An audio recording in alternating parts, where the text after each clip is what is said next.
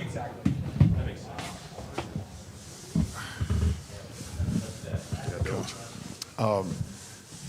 Let's start with Keon and just the job that he's been doing. How impressive is it you to see a guy kind of thrown in the mix? I know he's been in and out at certain parts this year, but to be able to do the job that he's doing, especially right now.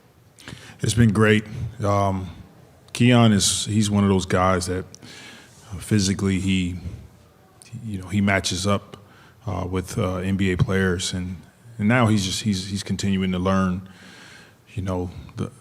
how hard he has to compete and how hard he has to play and keeping the game simple. But he's getting better and better. He's progressing. He's a really good defender, really good rebounder, which helps our group. And then I know we talked a little bit about it at practice, but just the job that Antonio's been doing as a shooter, I think 60-something% since the end of February. What is it like seeing him finally get over that hump, and now some of that hard work that he's talking about, coming in, getting 500 shots at night, and seeing some of that work kind of pay off?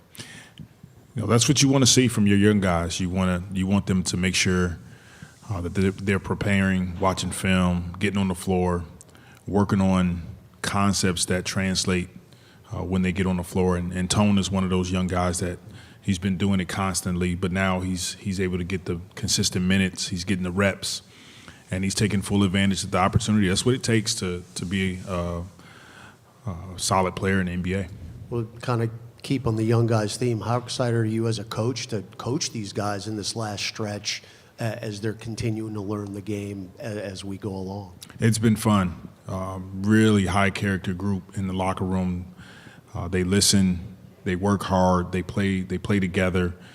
They do all the things that we ask them to do. It doesn't always result in a win at the end of the game, but we try to get them to compete at the highest level, lock into our film and edit, and we teach on the floor. So it's been fun for all of us, and all of those guys, they have a bright future if they continue on this path.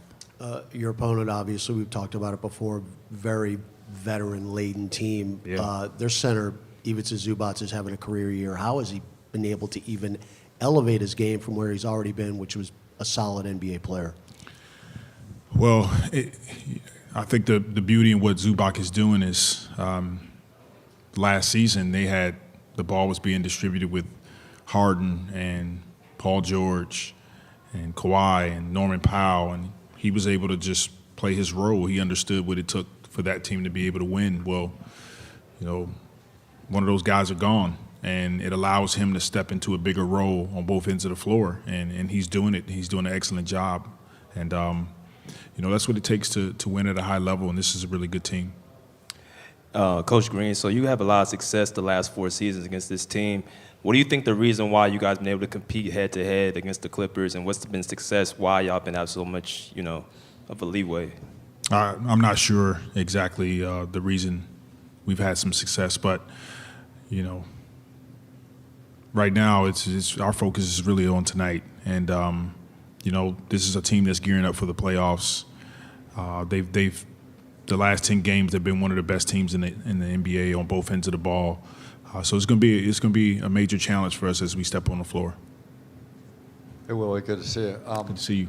I know you're touting CJ's professionalism the other day, just in the context of this season, of his injury and the other injuries and the wins, losses. What examples of his professionalism stick out the most this season?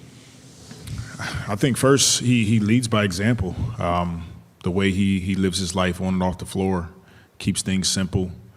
He shows up every day early, starting with his nutrition. He goes from there to weights, to body movement. Then he's on the floor. He's getting his reps in. He's coming back at night, getting some work in. He tries to make sure he's available, takes teammates to dinner, get to know people. And I can go down a list of how professional CJ is.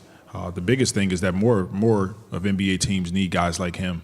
It's really helpful for our young players to have more veterans on their teams that can show them how to be pros. And CJ is doing that for our group. Hey, Willie, to your right, I know Brandon's not available to play tonight, but I'm really curious from your perspective of what you knew about him when you got him at the end of the preseason, what you challenged him to do to be better at, and how far he has come just being on your team and earning that standard deal throughout the course of this year. Yeah, we knew he was a primetime player coming out of high school and college. He has the ability to score on all three levels. But what we know he can do is he can score. We're challenging him, and he's accepted the challenge to be a good defender, rebound the ball, and to understand that there's times where we can give you the ball and you can go get yours, and then there's times you have to be able to play off the gravity of other players on the floor. And I think that was the growth area for him.